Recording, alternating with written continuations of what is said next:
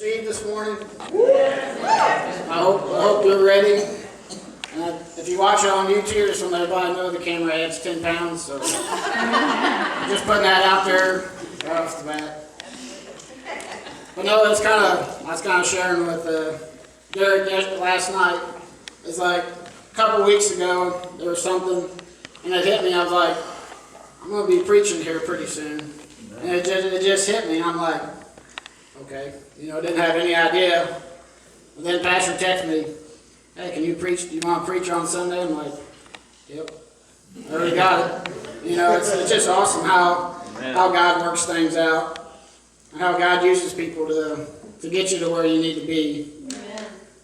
I don't know about you, but the series that Pastor's been preaching on, Contending for Your Faith, I don't know about you, but that is so true. Day in, day out, you got to contend for your faith. Because I don't know about you, but for me, the battle has been raging in my life to keep fighting. Just the things that you go through and face. Sometimes you just want to give up. But you can't. You got to keep contending. You got to keep fighting. And you know that you can't give up, because there's people that are counting on you, people that are depending on you. Because that's where I was.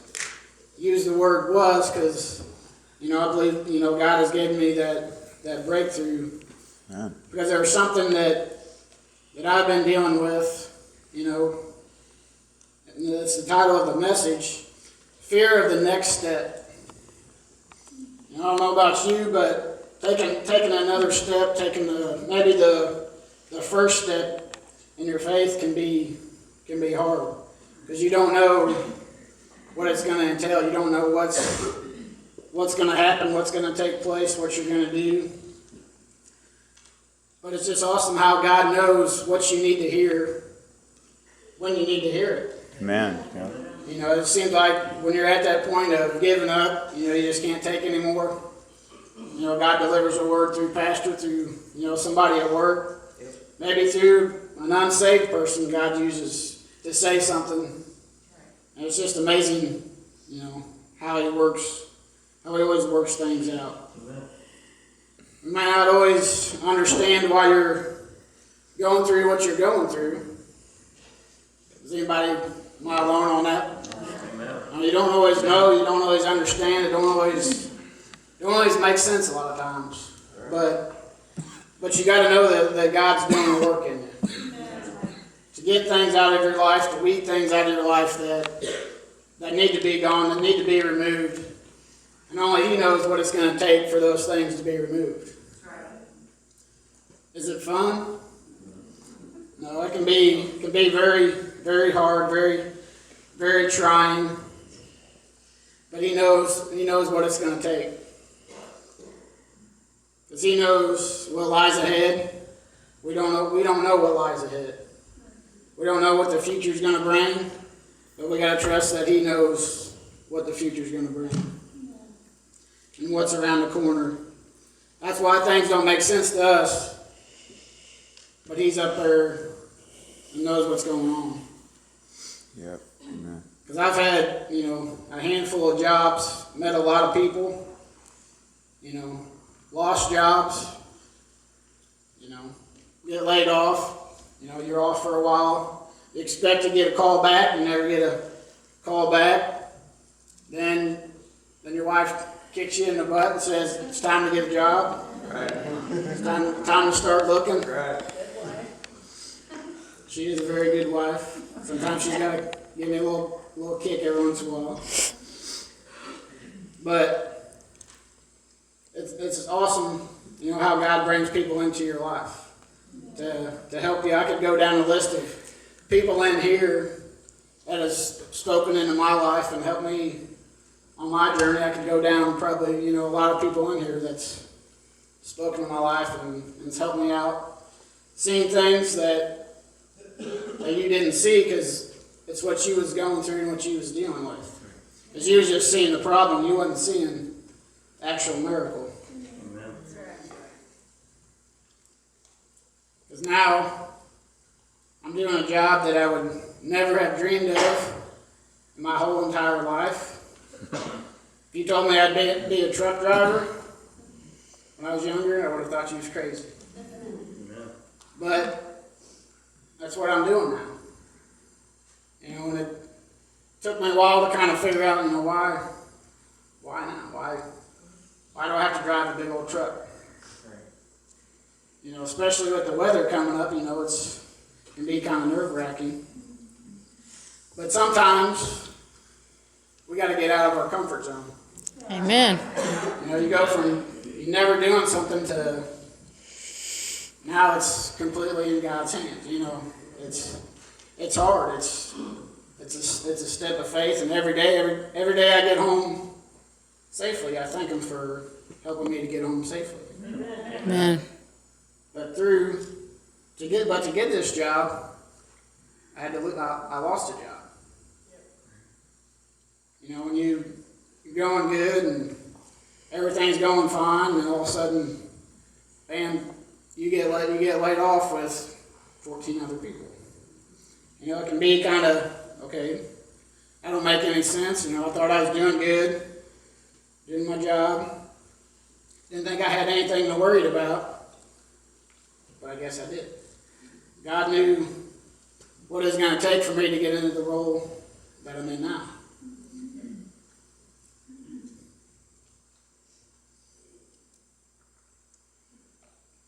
Yes, it is a Rams water bottle.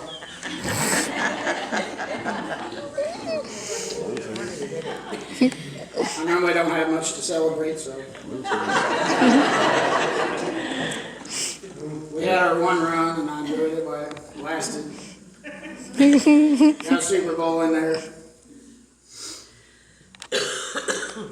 But it don't always make sense. Don't always understand it. And when you lose a job, just out of the blue, no warning, the bills don't stop coming in. This time was a little different. I didn't sit around and wait for a call because I knew I wasn't going to get a call. So I was going every day, going for applications, going here and there and trying to find different jobs. I almost didn't even go over to get an application. I filled out a couple applications, and I'm like, I'll run over there real quick and do it. And I'm like, really didn't want to, but I don't know why, because I didn't have nothing else going on. I guess filling out a couple applications is pretty tiring. You just got to go home and do it.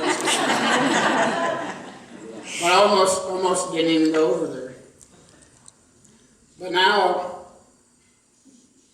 God has used me in a lot of different towns.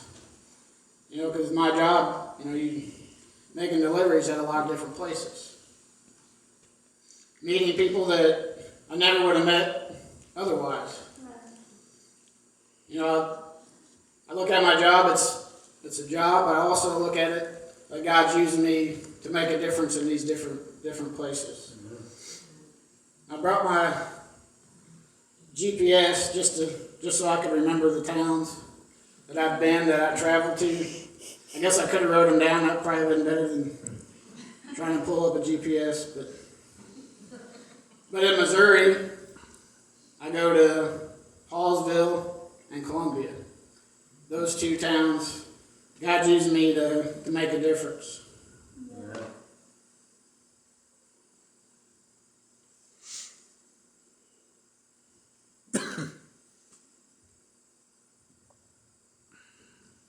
In Illinois, Petersburg, Illinois, I can't say this one, Cantrell, Illinois, Greenville, Illinois, Pleasant Plains, Illinois, Virginia, Illinois, Ashland, Illinois, Quincy, Illinois.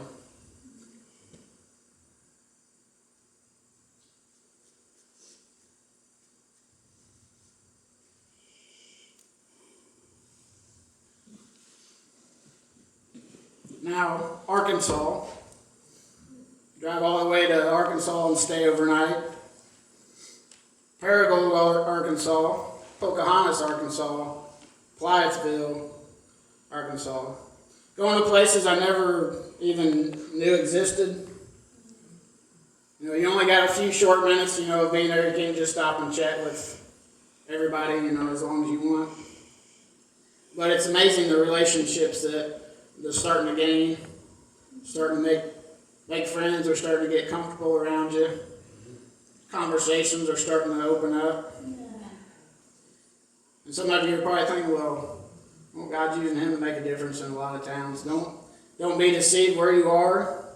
Make a difference where you are. This is where God has called me, has led me to be. Don't think, well, I'm only making a difference in Quincy or Maywood or Hannibal or wherever it may be.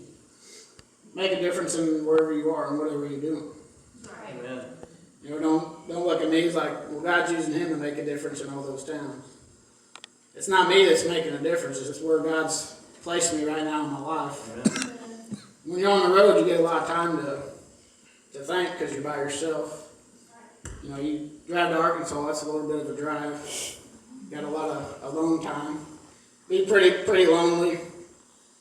Listen to a lot of different radio stations trying to find a good one. Sometimes I just get aggravated because I'll find one that'll last about 5 minutes and then gotta find another one. I always try to find a Christian radio station. Sometimes I listen to talk radio as long as I can take it. It's basically just people complaining and, But I did find some ESPN radio last time. Yes, I'm talking about. And Cowboys fans, I'm sorry, but the ESPN people are giving them not very much chance. Winning an ESPN radio knows what they're talking about. But they said of all the teams, they probably get the Cowboys at least 9% of winning. That ain't good. Well, you never know. It's a game at a time. It's a day at a time, game at a time. But what do they know? But you just never know where God's going to take you, where God's going to lead you. Because that's, taking the step up, taking the next step in your faith can be very hard because you don't know what's around the corner. And even taking the first step is pretty hard, pretty challenging. But God always places people in your life to get you to where you need to be. Maybe through what they've experienced, and you get talking to them, getting to know them. They felt the same way, or they've been through the same thing, they can help you out. How do we get to that next level, that next step? Anybody want to take a guess? Pray. How to figure out God's will for your life. One thing to always want to remember, you never give up. And I found, the devotions just seemed like every day kind of lined out my message through the week. It was just pretty awesome. And I had a quote that said, "It's not always going to be this way." I was like, you think about it, it's not always going to be this way.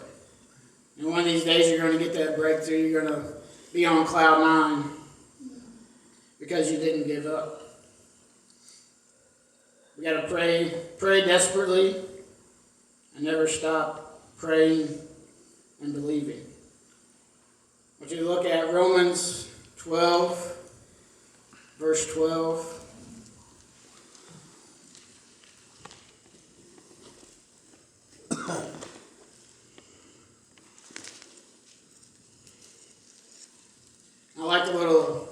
I give little subtitles of what they're going to be talking about in the Bible coming up. And this one says, behave like a Christian. And it's verses 9 through 21, so if you want to know how to behave like a Christian, read those verses. I just want to kind of highlight verse 12. It says, rejoicing in hope, patient in tribulation, continuing steadfastly in prayer. Is it always easy to rejoice? I think sometimes we forget the hope that we have. The hope that has been given us because of a sacrifice that was made. So when you get down and out, you get bummed out, you want to give up, think about the hope that you have. Think about where your final destination is going to be. And just claim it. You know, I'm going to rejoice and hope no matter what I'm going through. You've got to remember that hope that we have. And that should help us get through it and get to that next level. Patient in tribulation. Who here has patience? Anybody have patience? I know my patience is not very good sometimes. A lot of times, well, most of the time, my patience can be hard to have, because for me, if something should take like a minute, and it starts taking like 5 minutes, and 10 minutes, something's getting thrown. Because you know what, it's just bugging me. Something that should take a minute ends up taking 10 minutes, and then you just start getting mad, you get frustrated. You're like, this shouldn't be taking this long. You just, you know, something's gonna get broke. Something's gonna happen. But, you know, to be patient is a very hard thing to be. We got a little round rock stone that says patience by our house. You know, I'm like, why did we put that there? Now I'm gonna have to learn patience. But somehow through the traveling and moving and stuff, it got broke. So I think that's a sign that I don't have to worry about it. It's broken pieces. My patience is broke. I think that's a sign trying to tell me something. Maybe you shouldn't have threw the rock. Yeah, maybe I shouldn't have threw the rock at the patience stone. But it's hard to be patient, because we want everything right now when we ask for it.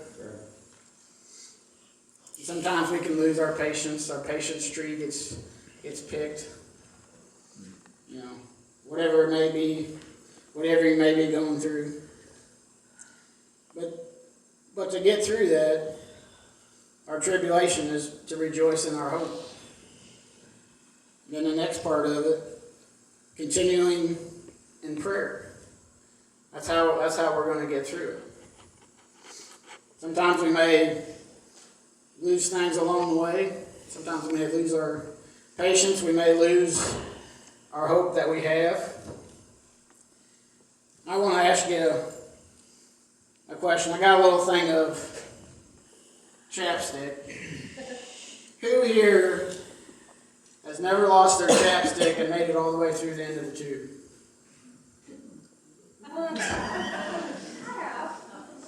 You guys are awesome. I think it was what, all girls?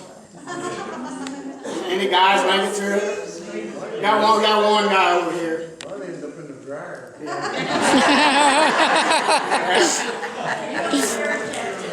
That can be easily done.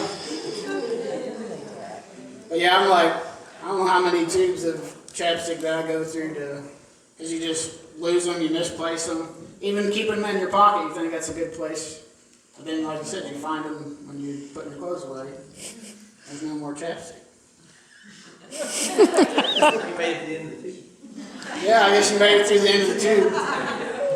But along the way, along our journey, you know, sometimes we lose stuff. We can lose Jesus. We can lose our hope that we have. But we always got to know that He's always right there. Always right there with us, helping us along the way. Whether we feel like it or not. Whether we're taking our first step. You know, I like watching babies when they first start learning to walk. It's pretty. How many times they fail? You know, watching them. They get going real fast and like, this ain't gonna end good. The legs are going too fast. But watching them take their first step, you know what's going through their mind. You know, it's pretty neat to think about. It can be, you know, whether they're scared or they're just ready to get away from their parents, whatever it may be. They're like, I gotta walk, I gotta get away from these people. They kiss me all the time, they pinch me, they tickle me, whatever it is, they pinch your cheeks, whatever it may be. And it can be hard to take our first step, to take our first step in the faith, or maybe take our step to the next level. Amen. Because that's where I was. And I believe that's why I felt the way I did. Why? Because I believe God was calling me to the next step, but didn't think I was ready. Was afraid of what was around the corner. I want you to kind of think of something. It says, I want you to list in your mind 5 things you've been expecting and praying for from God. Just take a moment and to think about it. Maybe you've never stopped and actually thought about, what am I expecting? What am I praying for? What am I believing God for? I think we just go through our life and we're praying, we're believing, we're reading, we're studying. But what are you expecting? What are you expecting to receive from your prayers? What are you praying for? I never thought about it. You pray and you read and you do all that and you don't even think about it until I read this devotion. It's like, what am I praying for? What am I expecting?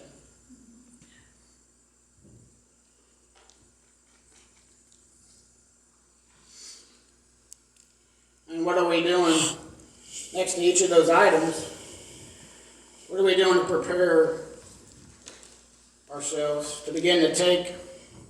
What preparations can you begin to take in order to be prepared to receive it?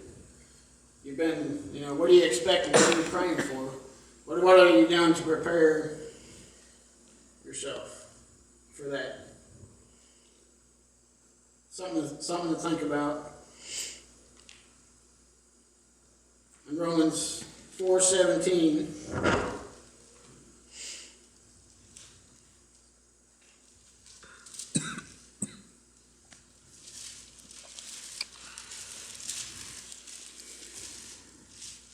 pages are viciously turning. I forgot to put this one on my notes, so I gotta look it up.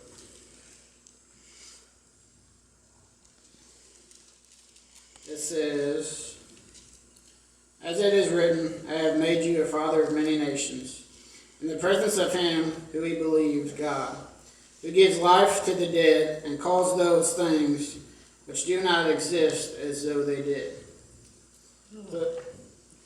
So some things in our life that we think are dead, think are never going to happen, never going to take place. It wouldn't be nothing for God to make it to happen. Amen. And that's what we got to believe. We got to, no matter how long you've been praying for something, no matter how long you've been believing for something, maybe even forgot about it because you've been praying for it for so long. But he can bring those things to life. What are you expecting to turn around? In your life, what are you expecting to turn around? Question to think about. I like devotions because they make you think a little bit.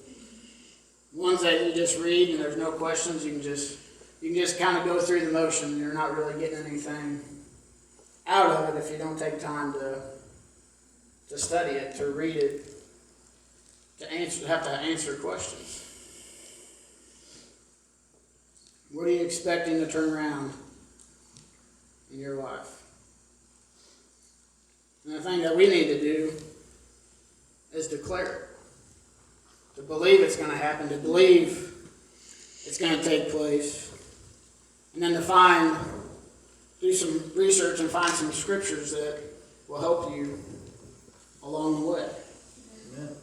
Because that's where our hope is the scriptures. Like the GPS, you don't know where you're going. What's the GPS do? Gets you to where you need to go. What's the Bible do? Get you to where you need to go. You know, that's, I think a lot of times we forget about that. Because it's our GPS for life. There's not anything in here not anything that we go through that's not in there. There's not anything in there that people haven't been through already that you're going through. And that will help us through what we're going through to know that, hey, those people made it through it. How did they do it?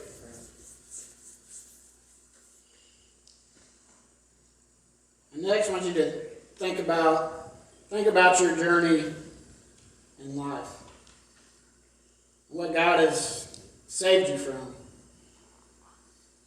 So you just think about it, look back on your life.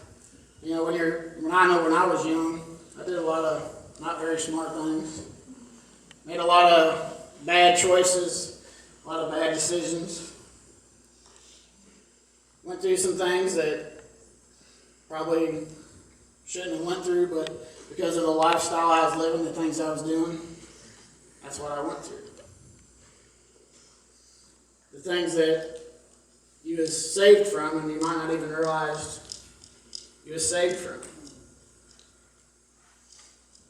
You know, because if I wouldn't have got in all the trouble that I got into, I might have not never turned my life around. If I would have got away with everything, never got in trouble, you know, what would make you want to stop?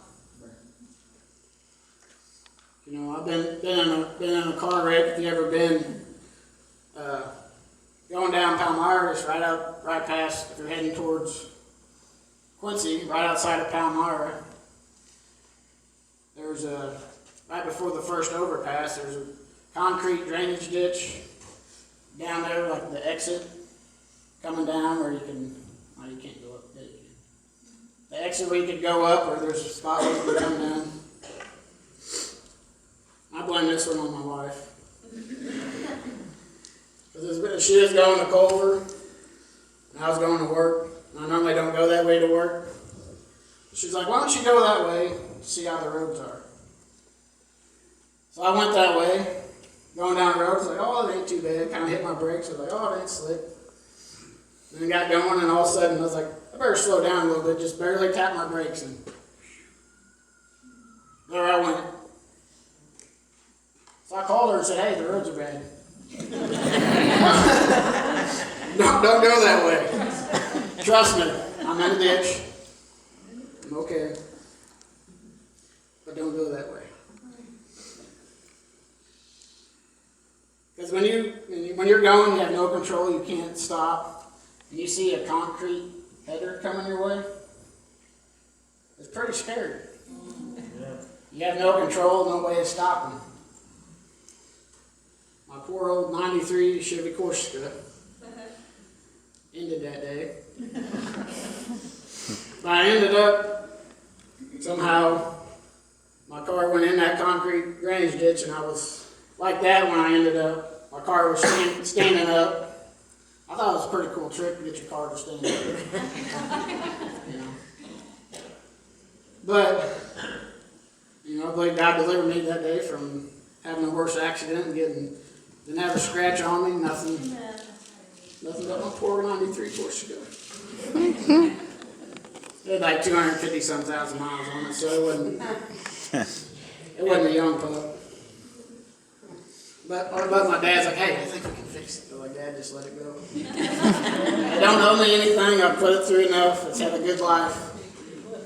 It's time to let it go. But if you just think back and look back on your journey and the things you've been through, you realize that God's been there the whole way.